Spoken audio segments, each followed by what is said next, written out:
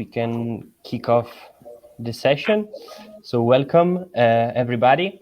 I'm very happy to welcome you at the session Mind the Difference, Funding for Funds, How to Mobilize Resources for Additionalists. This event is part of the EVPA's Impact Funds initiative, which looks at how to mobilize resources for funds that invest for impact, as well as for deal sharing.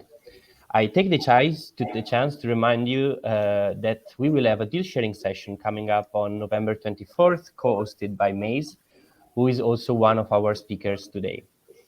As suggested by the title of the session, the focus of our discussion today is on fundraising for funds. Last Thursday, we kicked off the EVPA Impact Month in The Hague, where we met with 50 practitioners to discuss about fundraising with several fund managers and a series of funding sources, such as foundations and the European Investment Fund. On one side, it emerged that the number of funds supporting social scale-ups is increasing, but social enterprises at earlier stage still fail to access patient and impact-oriented capital that can help them grow and reach the scale-up phase. On the other side, foundations have often, I would say, not always, but little flexibility on their endowments. And if they engage in impact investment, they have very stringent criteria in terms of track records they target and financial returns they expect. In this context, the case that we'll discuss about today represents a very important example in the impact ecosystem, and it should really serve as a leading example for other organizations to follow. Now, it's the time for me to leave the floor to Chiara Bornemann, who's Senior Associate at Phoenix Capital Group, a consultancy firm based in the Netherlands that support impact funds that invest with impact to fundraise. EVPA is partnering with Phoenix to explore complementarities along different organizations active along the spectrum of capital. Chiara, I will leave you the floor. Thanks a lot, Gianluca, for the kind introduction. We'll definitely touch upon some of these topics and takeaways that you just mentioned. So thanks everyone for joining this session on the line. It's a pleasure to kick off the stream of the conference on mobilizing resources and to start this panel on funding for additionalists. We will address the session mainly to the asset owners and fund managers in the audience with the goal of sharing this valuable insights and example on how to structure an impact investing allocation within a traditional investment portfolio and the practical examples of additionalist funds that make part of such a portfolio. So looking at the characteristics defining them as additionalists and some aspects that enable them to attract funding. So let's start with a quick round of introductions, briefly on yourself, and then we'll look more into how each of the organizations approaches impact investing. Brian, would you like to start? Yeah. So my name is Brian. I'm working for the BMW Foundation. I'm responsible for the sustainable finance activities of the foundation. That's on the one side, the programmatic activities that we're doing.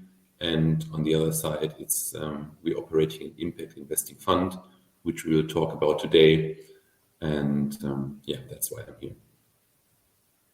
Great, thank you. And Zoe?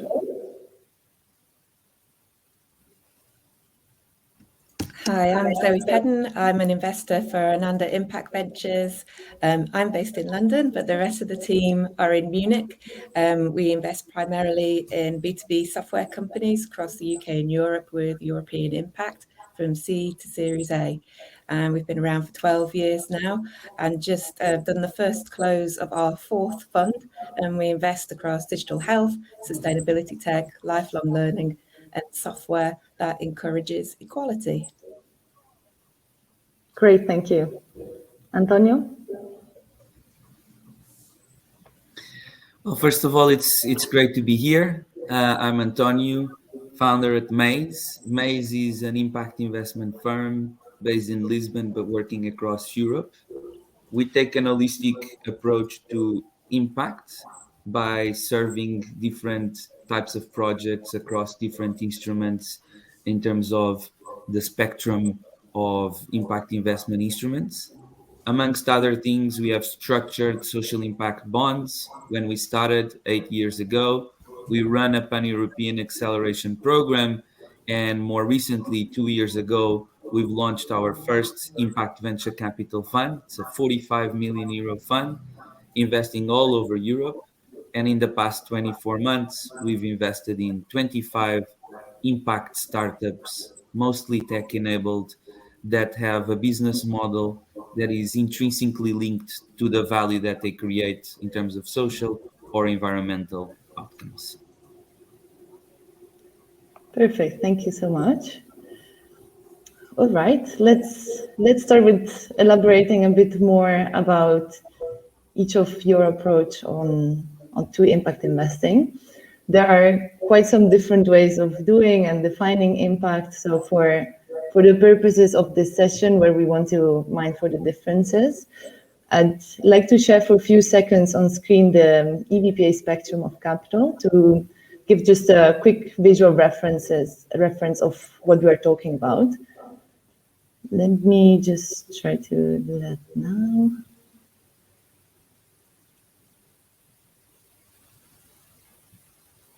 Hope you can see it. So in this version of the spectrum, we have on the left-hand side the philanthropic approaches that have no or little return expectation. And then on the right-hand side, on the opposite, the traditional investing approaches with more and more also ESG integration strategies, but that have as main focus risk returns. And then if we look in between these two, we have impact investing. And with the distinction between investing with impact and investing for impact. What is the main difference between the two is what we will elaborate on today.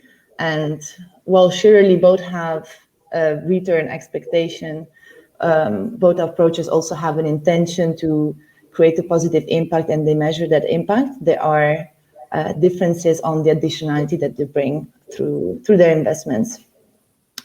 Of course, there is some overlap, as you see in between the two. So it's not always black and white, but we'll try to bring some clarity at our best today. So let's start with an asset owner perspective on this, Brian. I'd like to understand a bit more what type of different investment approaches does BMW portfolio include overall, and also to which extent do you relate to the spectrum? I think the spectrum fits very well what we're doing as a foundation. I mean, on the one side, obviously, the foundation has a philanthropic arm and has programmatic activities, which would definitely be on the left side. But foundations are also asset owners, obviously, because they have an endowment. And the BMW Foundation, I think, is in this good position here to work on impact investing, both from a programmatic level as well as from an investor perspective. And one reason why we set up the Impact Investing Fund in 2016 was that we didn't just want to work with impact investors and strengthen their ecosystem. We work with EDPA, we work with Bundesinitiative, but also be an investor ourselves. So that being said, obviously the foundation has an endowment, and I think the endowment would pretty much fit on the right side of the spectrum. It's something that we are tackling right now. We want to be climate neutral with our assets in line with the Paris climate goals.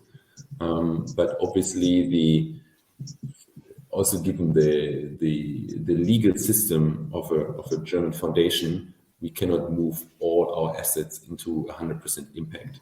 So the foundation, the endowment part is we try to engage with our companies.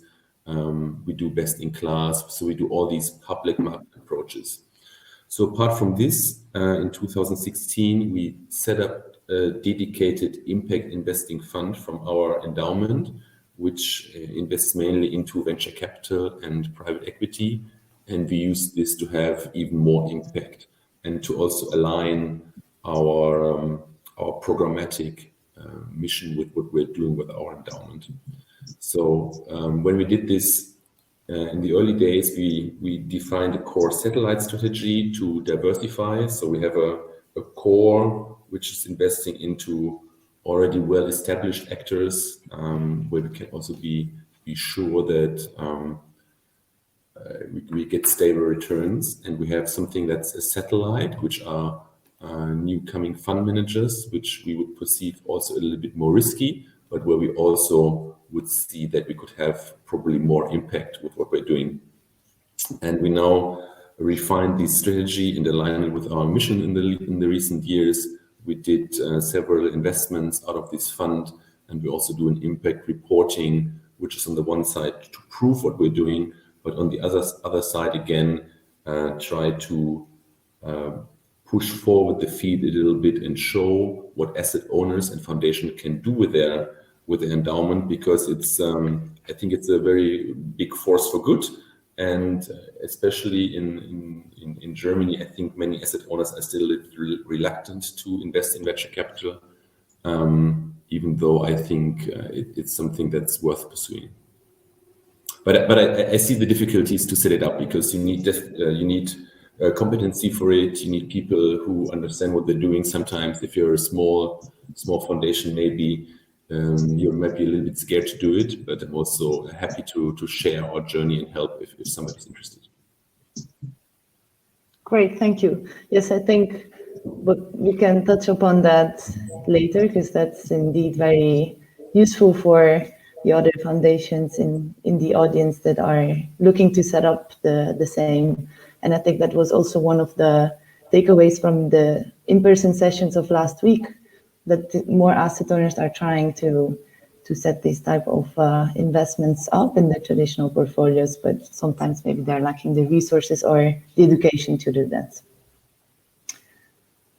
And all right, thanks for that. I think it was very, very clear and interesting. So we are lucky enough to now be able to dive deep into two GPs that are part of the portfolio that invests for impact. So maybe I'd like to start with you, Zoe, as Ananda is, you were saying, currently raising its fourth impact fund. Can you tell us a little bit more about the strategy and its evolution also across these four vintages? Yeah, across the four. I mean, I haven't been around for all four, but I've been around since the second, because I was an investee. I was the first investment into the second fund. So I've gone from one side to the other, investee to investor. So I've been around them for a long time. And so in some ways I have a unique perspective on how I've seen Ananda evolve as well. So hopefully that comes through what I'm about to say. The underlying ethos behind Ananda has never changed. It's always impact has to be baked in to the business model. So the more you sell, so the more software they're selling, the more impact you have. And we've always, insisted on that the founders have a lot of intent. What they're always searching and striving for an outcome. And we have a theory of change that we've always been really insistent upon. And this theory of change helps you break down the short, medium, and the long-term outputs towards that more longer-term goal. And that's our way of making sure that they're on the right track. And it's those 3 to 5 KPIs that we start to map out at the beginning and work with the founders, that we then are able to track towards getting there with the impact, the eventual impact that we want to achieve. So what's evolved over those 4 and the 12 years, what I've seen is with the first and with the second fund too, so going from 2009-10 up to 2012-13, what you saw in the tech ecosystem was a lot of people with purpose-driven businesses that were more services being digitized. And what we're seeing now with the third and definitely with this fourth is the evolution of the tech ecosystem, where on top of the services, on top of the hardware, you've now got a really solid software layer. And that's when you can start to really see the scale and get the margins. So we've got social purposes, and other businesses have evolved to become, I guess, much easier investments, particularly given the 10-year period, the cycle that we're stuck with, to be able to demonstrate that impact. It's much easier for us. Going from that service base to the digital takes longer. So that's the main thing that I've seen. So the ecosystem's matured, making it easier for us.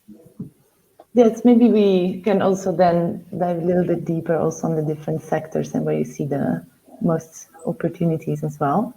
But first, Antonio, you've been busy setting up a new impactful strategy. So what has been your journey, and across the spectrum as well, what are some of the key characteristics enabling you to identify yourself as an additionalist? Thank you, Chiara. Well, I think there's 3 parts to that answer, or at least as we've structured things internally. There's the first part, which is, if you will, all the common standard stuff that we do as an impact fund and to fulfill the impact mandate that was placed upon us. What that means is that for every company in which we invest, we have a very clear theory of change of why we think that their solution yields certain outcomes and leads to certain impact, and our view of impact for that. And we usually reflect that in 1, maximum 2 metrics, which are not only impact metrics, but are business metrics, because we strongly believe in this lockstep model where profit or revenues and impact are mutually reinforcing. We include those metrics in the contractual arrangements with the companies, and then we report on them and we monitor them regularly. So that's the first thing we do. And every time we invest in a company, we don't think of the user journey as a typical user journey, but more on an impact journey that we want that company to take, since we've invested in them, hopefully until they become an incumbent and a company with systemic impact. So that's the first one. The second thing where we see ourselves as additionalists is that we do, and I'm talking here a lot about the fund, but we do more stuff. So at Maze, when we see ourselves as a role across the spectrum, we have a product, which is a venture capital fund that targets a very specific segment of impact tech startups that can grow fast and prove that there is no such trade-off between financial performance and impact performance. Then for those that don't have a direct user payer business model, we've got social impact bonds.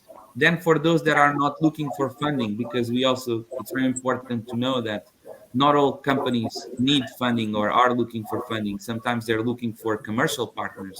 They're looking for contracts. We have the acceleration, which brings them together with large corporates. And that's where we make sure that each product targets a specific need.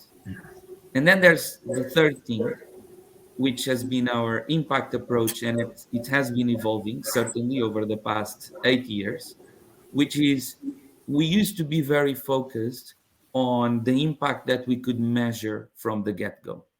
So let's say, you invest in employability, and you know that if you're working with a vulnerable segment of the population, you can measure right away the outcome, which is whether those people got into employment or not, and whether they sustained their employment. And from an impact standpoint, that's quite straightforward. Now we're trying to evolve more and to be opportunistic on what we call an asymmetric impact upside. So investing in businesses where maybe the short-term myopic impact is not seen from the get-go, but if things reach certain volume, we can get the systemic impact out of that, and it can really make a dent on a specific topic. I'll give you an example. When we invest in quantum security, for instance, it's not immediately perceived as, why is quantum security an element of social impact?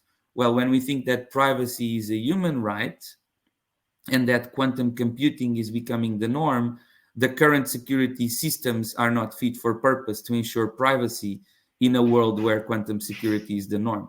So it might be that it will take us 1 year, 2 years for us to see the full potential of this investment. And we feel that our mandate should not hinder us from investing in things that in the first 6-9 months might not have the impact that we want, but that in 2-3 years can have a systemic impact. And that's something that has evolved across time as well.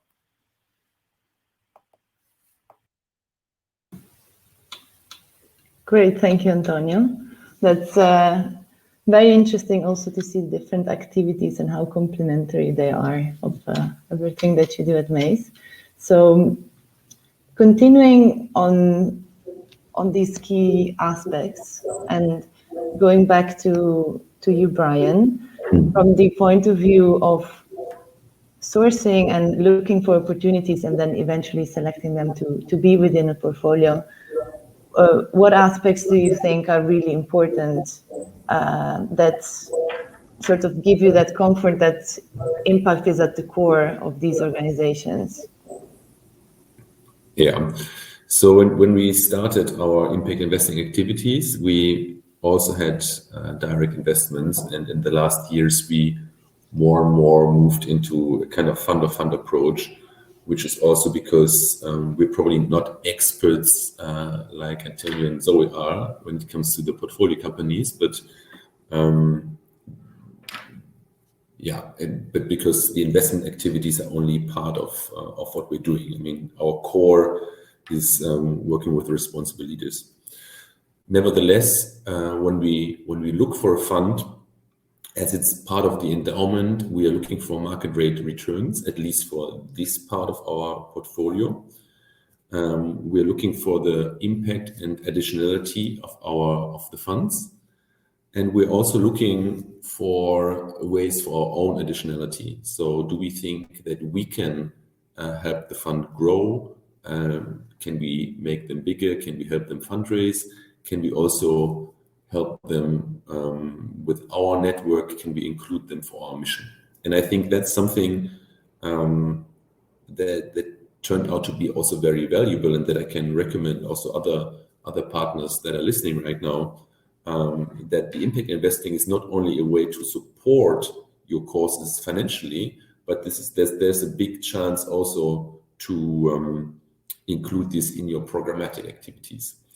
So what we look for, obviously, is the impact thesis of the fund.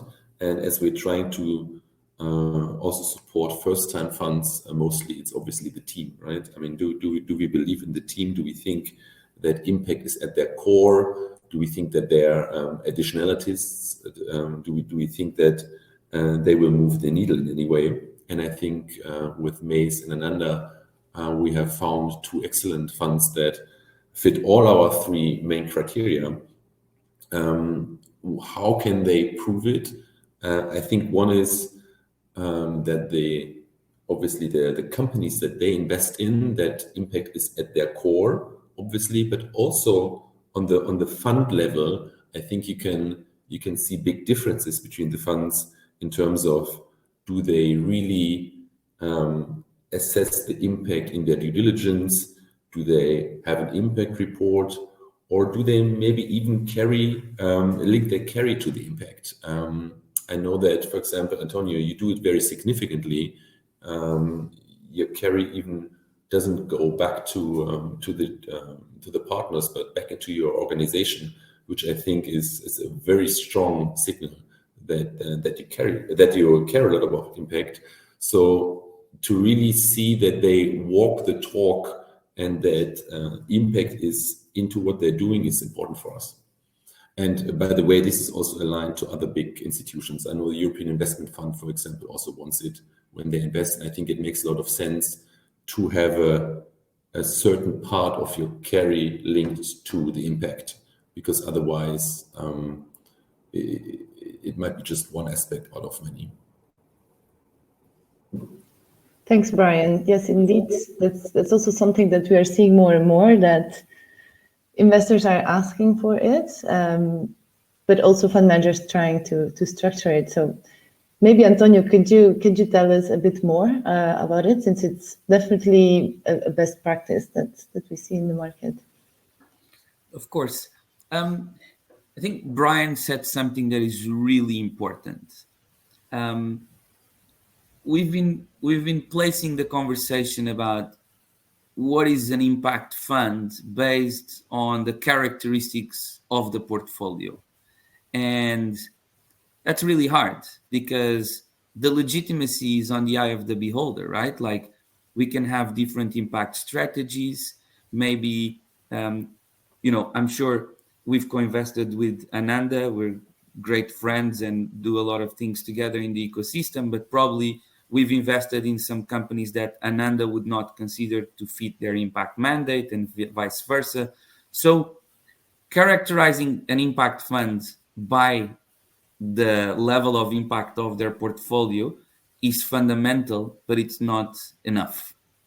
And so when Brian talks about the internal mechanisms, that's where people start putting their money where their mouth is, right? Like, that's when you know that fund managers are fully incentivized to optimize for impact performance and for financial performance.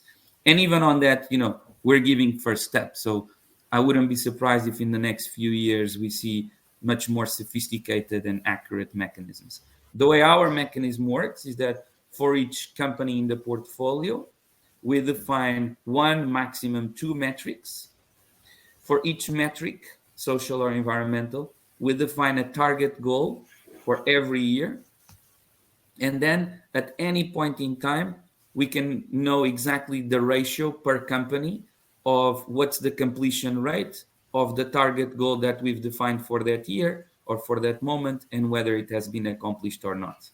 And then at the portfolio level, we use a weighting approach. So if we've invested $1 million in a company and 100K in another company, that has a weighting into the portfolio total ratio. And only after we achieve at least 60% of our impact goals, we are entitled to any carry. And from then onwards, you have a scale. So this is how it works. So if we get, hopefully, a $1 billion valuation for one of our companies that is promoting employment across the migrant and refugee community, well, that 1 billion doesn't matter anything if we had not met the impact targets of employing X number of migrants and refugees. So that's, I think, super, super important. The other thing is, what do you do with the carry? And I think for an organization like us, at least from the beginning, it was very important that the most important question that we need to answer, and we haven't answered yet, is if this first fund goes well and returns, we need to return money to investors, but also for us as fund managers. That money won't go directly to fund managers, will go to the organization. And as an organization, we need to answer, if we are given the ability to have an inflow of cash as an impact organization, what can we do to honor that privilege in a way to do things that the market cannot pay for? And then that applies for the second fund and the third fund. And if you have more and more players doing it, you will actually have more money that is available and can be placed into additionality. Because if you have this inflow of cash for an organization and you say, what can we do that others in the market don't do? I bet that we will have a lot of product innovation that is much needed. Just let me say one thing. I think it's great, Antonio, that you do this. As an investor, I would not probably request that you put all back into the organization. I think it's an exceptionally great thing. I think it's fair if funds split it up in some way, but I think the major and the important component is that you have this carry linked to the impact, and that you take it all back to the organization is like really strong. Of course, and just I'm saying this as a ballpark thing. I mean, there are important nuances. The fund managers need to be incentivized from a financial perspective as well. So it's not a 0 to 100% approach, but shifting the paradigm. I think it's the important message here. Thanks, Antonio, for sharing that. I think we are really on a key aspect here. Zoe, do you also have impact incentives? How does it work at Ananda? Yeah, we've always had it right from the beginning. Everything's been linked. I think when we raised the second fund, the European Investment Fund, we started to structure how impact funds would work in Europe. So we've been right there from the beginning. So whatever legacy that all the new ones like Maze are coming out, that was something that we built up over the years, a decade ago with EIF. So yeah, it's been a big part for me. That was really important. I remember as a founder as well. And I always tell all the other founders that the way to spot, impact washing is to ask, is your carry linked to the impact, not just the financial returns. And you'd be amazed how many funds still don't have that.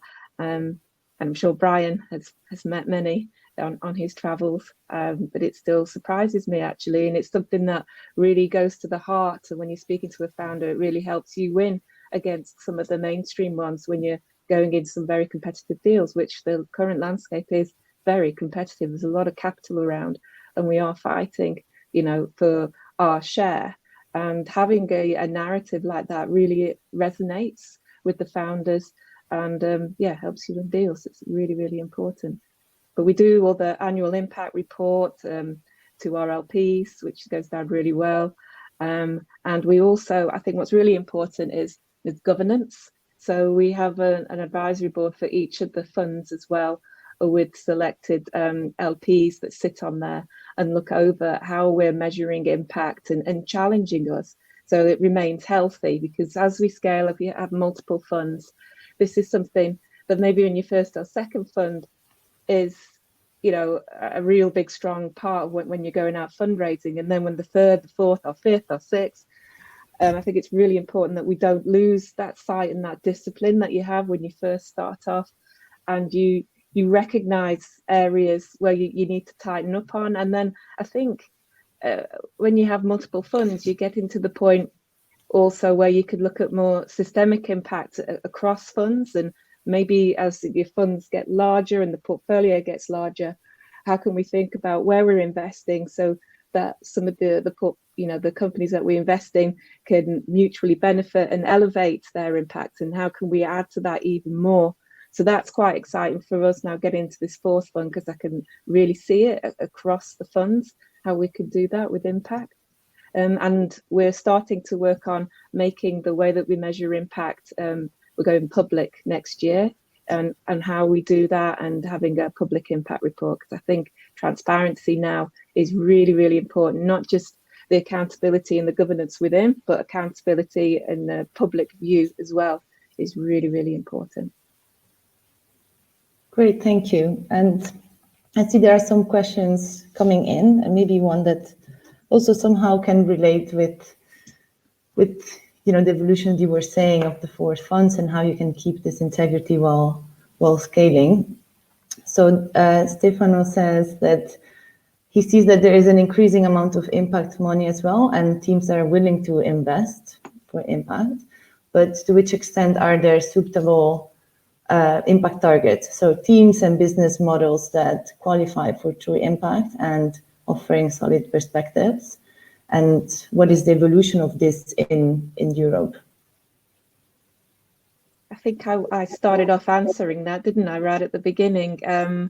Coming from a product and software background myself, 25 years ago, there's enough. I mean, if you look at the size of the funds of Ananda, I think that the size is relative to the maturity of the market. We could, you could call it that narrative. So 8 million on the first fund, 10, 12 years ago, then 22.5, then 50, and now it's looking like this fourth one will be between 90 and 100.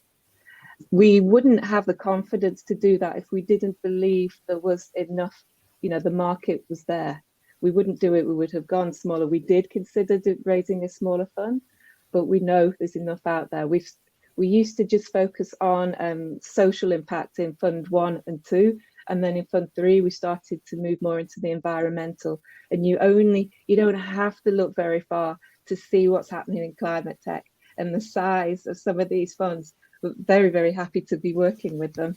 But it's incredible, and you wouldn't have a 350 million first time fund, the World Fund, if they didn't feel there was enough scope out there within Europe. And that's the real difference. It used to be global. World Fund is, even though by the name, it's European focused. There is definitely enough. And like I was saying, in climate tech, there's still an awful lot needs to happen with hardware. So I think we're still going to see the next 5 or 6 years with some really big risk takers and different types of money to Ananda, where we focus on software, plowing it into hardware and some of the infrastructure things that need to happen in climate tech. But then on the top of that, that's where you get software. And that's what I was saying about many of the other areas in fintech, in social care, in education, in healthcare particularly. We've seen that infrastructure play already in place, and now the software is laying on top of it. So yes, it's evolved. It's taken its time, but we're there in Europe. Definitely has the potential to do amazing things. That's great. Great to hear. I'm sure you agree with me there. I saw you nodding. Let me just add to this, Chiara. I think there's still a lot of funding need in Europe specifically. Many funds now coming from Europe and Asia, which is also a cultural thing. There are many endowments, for example, in the US, which devote like 1/6 of their endowment to venture capital. And I'm wondering how many foundations in Germany could say this. We are still very risk averse with how we're working, and it's also comes from a regulatory point of view. But I think there's still a lot to do. I think there are many funds who need funding, and for the funds there are many startups and entrepreneurs who can take this funding. I think there are also specific groups of people who are still underserved, especially when it comes to female founders, female-led VCs, and also minority groups, which is, by the way, also one aspect that we would take into account. We wouldn't invest anymore in a fund that has no single woman in a leadership position. And I think foundations and asset owners are in a perfect place here to set a new mindset and to support what is needed. I think there's also a big need in Europe for later stage funding, C and D, especially when it comes to impact. There's just not enough capital. I don't know if we would be in a perfect position to fill this gap, but I think there are still plenty of opportunities where funding is needed.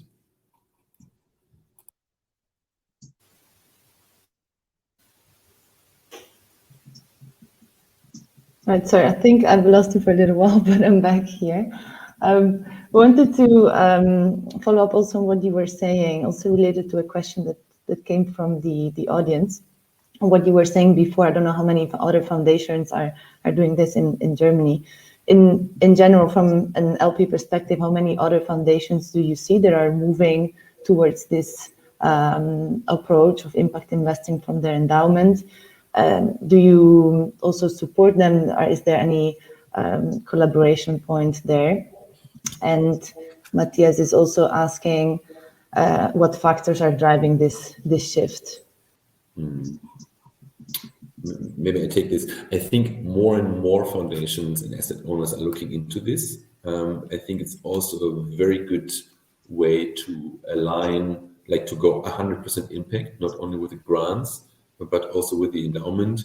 As I said at the beginning, obviously there is some competency needed, but fund-of-fund investments and investment in the VCs, I think, are a very good first step to do it, because there's already risk diversification if you invest in many funds. I saw one question in the chat from Kapil. If this is a move away from traditional grant making, I think it's not.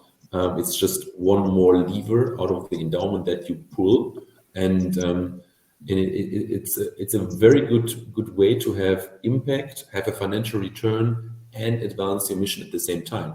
I mean, venture capital is still, from a financial point of view, especially with first-time funds, it's very lucrative, right? If you, in the long run, you can even increase your grant making activity if you do it.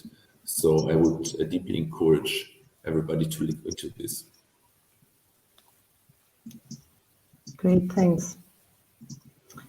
Another question, I think more for you, Antonio or Zoe, from Christina, is about the fact that there are a lot of social entrepreneurs that are very much impact oriented, that have hybrid models, but that it's difficult to receive, it's difficult for them to receive funding because the financial returns expectations.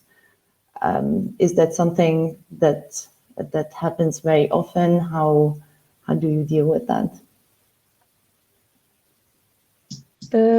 I mean, talking about UK here, no longer in Europe, but having seen, we've got quite a few areas that support social finance in the UK.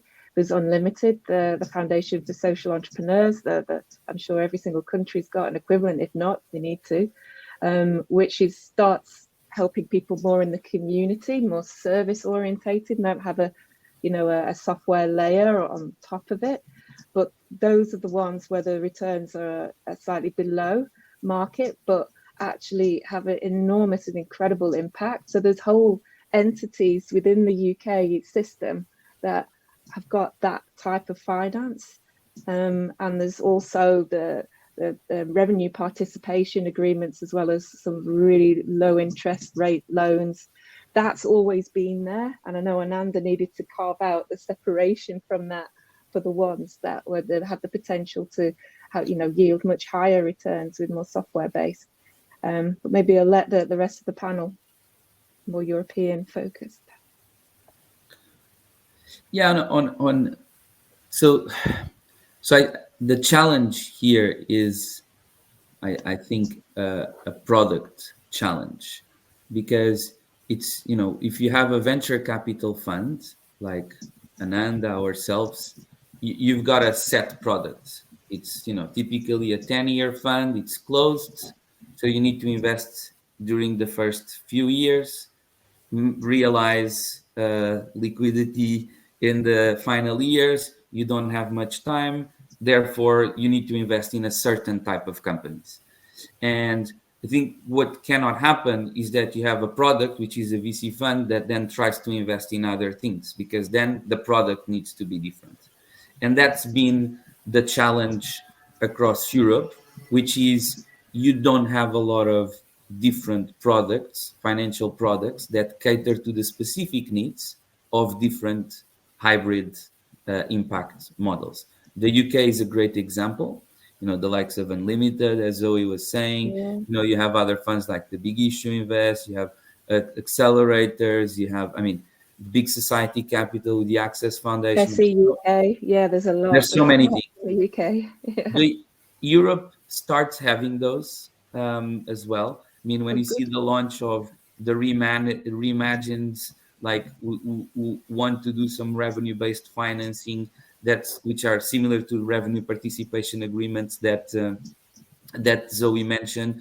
I know in Portugal there are some players that are starting to do that as well. So it's emerging.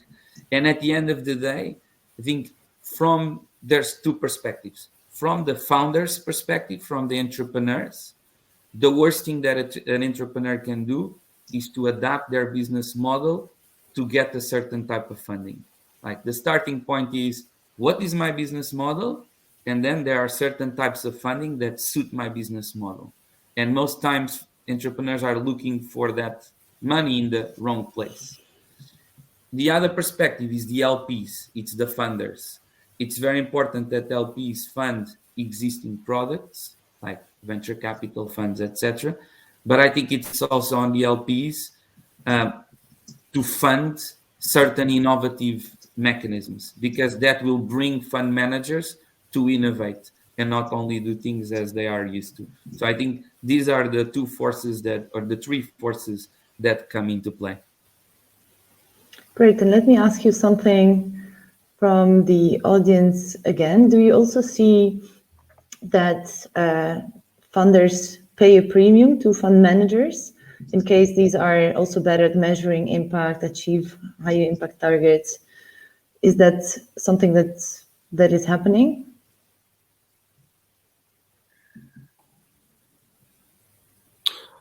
I can take this maybe. Brian, no, so it's very interesting because we spoke about these impact incentive yesterday on a different occasion here in Berlin, and I think it's still unusual. One thing that we see is that we have to pay a certain management fee for impact funds to work, and that we. So I think this also happened with Ananda, that smaller funds that care a lot about impact need a certain management fee to operate efficiently. It's not useful probably to cut this management fee to a minimum, because then these funds can't operate efficiently anymore. I know that there are some funds on the market who offer that you can add extra to the management fee, and then the fund adds or like cuts part of their management fee, and this delta is used for impact. But I think that's not what was asked here. So to summarize, I think I haven't seen many well-functioning incentive schemes there, to be fair. Yeah. But it's an interesting concept to look into. Mm-hmm. Yeah. Don't know about the others, if you have seen maybe others, but I haven't seen too many.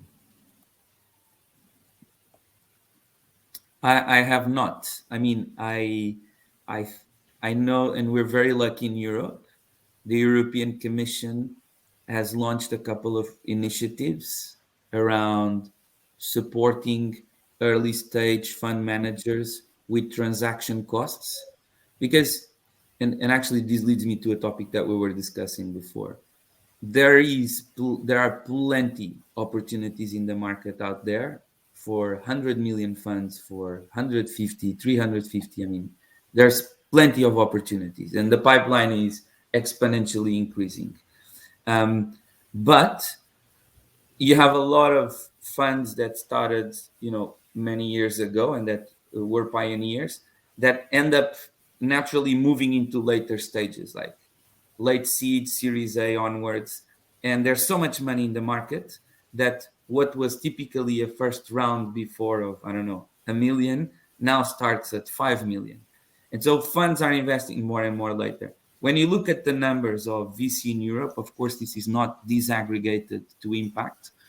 You are like increasing twofold every year the amount of capital invested in homologous periods, but actually that has a much higher consolidation and concentration of larger rounds.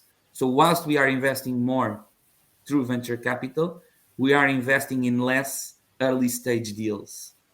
That this is a fact. So there are less pre-seed deals. And pre-seed is one of the biggest gaps in the market when it comes to impact. So the European Commission, for instance, has supported fund managers in saying, in addition to your management fees, we are very happy to give you some grants so that you can basically focus more on the early stage and do smaller deals sizes. And that has been very helpful. Other than that, I haven't seen many mechanisms as well. Nice. That's it. Exactly what Alex is commenting in the Q&A box as well, that one of the main constraints also is the ticket sizes that investors give to the fund managers, and then, of course, also that fund managers give to companies. So we are focusing currently very much on large funds and ticket sizes, which then compromises a bit the funding available to the smaller NBSTs and opportunities. So one thing that we also see very often in the market is that when investing in impact, the LPs really adapt what is their ticket sizes in order to be able to invest, especially in the first series of funds. Is this, Brian, also something that you had to work on to make it work? I mean, one thing that came to my mind when you spoke about ticket sizes, I mean, at some point, obviously, as an investor, an institutional investor, you have the problem that the smaller the ticket size get, the more, from a financial point of view, the less it works for you, right? So there is usually a minimum ticket size for an investor that makes sense financially. And the smaller it gets, then at some point also our internal mechanisms and the time we need to spend on due diligence, it doesn't match anymore the financial returns that come out. So I think that's definitely one thing to consider, and it's an argument to pool resources, right? I think it makes a lot of sense also for foundations to join associations to pool resources for the due diligence process and also for the investment, even though this would mean that you have not the only say into the investment choice at the end. But I think it could also be a chance to bring players to the table that are not so familiar with these investments, but that still would like to use their money for impact. I think as a fund, as we're mostly doing fund investments, it's okay for us. But even, as I said, even for venture capital funds, there are some of them that are very small, and with a certain size, it depends a little bit on the asset owner. Like maybe a small family office or a high net worth individual can do it, but for foundations and institutional asset owners, they need a minimum ticket size. Otherwise, it doesn't work. Mm-hmm. Thanks. Yeah, I know makes a lot of sense. In the UK, Big Society Capital, I've got an intentional program to make sure every level, every point can be covered. So like Brian was saying, even they can't invest until the funds are above a certain size. I think it's 30 or 40 million, because the ticket size just doesn't work for them. So in the UK, we have the tax break systems, EIS and SEIS, and that tends to be where the money comes from. So private individuals that are looking to de-risk themselves through that. So the 10 to 30 million funds tend to come from that kind of money. So at every stage along the spectrum, there's money from different places for impact, and it's really important that that exists. So yes, if there's someone in Europe that isn't looking at the landscape like that, it's important that they exist, because those, sometimes I feel quite sad that we have this bigger fund. I know it's quite an irony to say that, but I know when you have a 20 to 30 million fund, there's some areas that, and the kind of returns that you expect from those means that you can invest in some areas like EdTech particularly, where things might be more on a national basis. So from one country to the next, maybe they don't scale across different regions, but have incredible impact. Or early years education, for instance, that the impact that you can have, but it's so fragmented, that industry. But with a smaller fund, you can invest in those and get the kind of return. So I think this, like Big Society Capital, there's somebody making sure that every area is covered, and therefore no one slips through the gap, and we have the impact at every single level, regardless of the capital. And I know that's what this talk's all about, is the capital, but really we're all here for the impact, aren't we? Great. I think that's, yes, that's indeed what we're looking for here to discuss. And maybe one more aspect that I wanted to touch upon before closing is the, really also on a personal level, I see that we are talking about the LP and GP relationship. And I think a recurrent aspect in the impact space is really a lot of collaboration and working together. how are you currently working together on your funds or in previous funds, and what can you suggest to the audience? Also, this is to which extent also this is something to really consider and try to leverage when attracting funding. Maybe I start with this. I think especially with first-time funds, but in general, obviously the team and the people are very important. The BMW Foundation is a responsible leadership foundation, so we work a lot with people, and we wouldn't invest in a fund team that we would not believe in the people and that they are devoted to impact. That being said, I mean, we have these formal interaction through the advisory boards, but we also try to include these fund teams and their leadership in several formats. Tonio, I met you last week, and I will meet the Ananda team also this month. I think there are several interaction opportunities for GPs and LPs that can also help the general partners or the foundation advance their mission. And I cannot stress this enough, how valuable it can be for a foundation also to use these connections for the programmatic work, because very often there's a strong alignment between the mission of the capital provider and the fund, and because I said we're all working for impact. We all want to strengthen the ecosystem, and I think there are several collaboration opportunities. And I mean, we as a foundation, we try to include our funds wherever we can, promote them, connect them with others, discuss with them what we think is important, work with them on impact reporting and transparency. I can only encourage this interaction.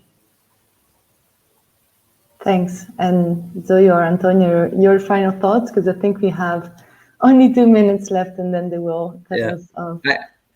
I just, and I think the BMW Foundation is a great example on that, of having a bird's eye view of the ecosystem by investing in various funds and initiatives, and therefore like reporting and providing insights on the ecosystem based on what they see. I think it's super helpful for us because we see what others do. We get inspired to do better. I think it's very important for policymakers overall. I'm talking about the impact report that the foundation has launched recently. So I think from the LP perspective, that's it. And from the fund's perspective, it's super important to share and collaborate. I mean, at the end of the day, connection is the fabric of life. So definitely. I think just to kind of close off, I think we've all had a 2-year period where we've had the time to contemplate on what the true vulnerability of how we are, whether it's society or the environment. You can see the reaction to COP26 and how just visceral and how everybody started to talk about it so much more. It's penetrating all areas of our lives.